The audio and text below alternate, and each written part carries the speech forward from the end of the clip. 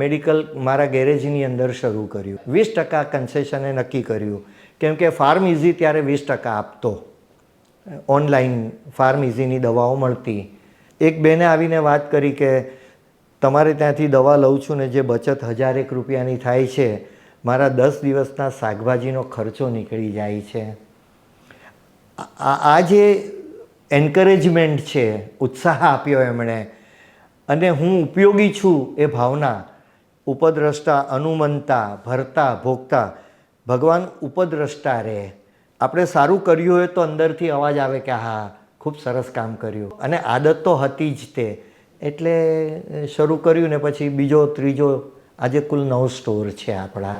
અને એ મેડિકલ સ્ટોરમાં રાહત ભાવે 25% ડિસ્કાઉન્ટ કે જે ઓલ ઓવર ઇન્ડિયામાં કોઈ એફોર્ડ નહીં કરી શકે. નિયમિત રૂપે કોઈ પણ શરત વગર અનકન્ડિશનલી આપીએ. શરત એટલે 50 રૂપિયાની દવા લે કે 5000ની લે, એકવાર લે કે દર મહિને અનેક વાર લે, અમારી નીતિ ન બદલાય. બાળક આવે કે કોઈ પણ મોટી ઉંમરની વ્યક્તિ આવે, બિલ જ તે એ અમારા સોફ્ટવેરની અંદર સેટિંગ જ કે ઓછામાં ઓછા 25%નું ડિસ્કાઉન્ટ તો આપવાનું જ. તો તમે આ ડિસ્કાઉન્ટ આપો તો તમને પરવડે કેવી રીતે? ખર્ચ થાય મુશ્કેલ છે, પણ મેં તમને કહ્યું તેમ કે જે વાવેલું છે આર્થિક વાવેતર, રોકાણ, અને તેમાંથી ઈશ્વર ઘણું આપે છે.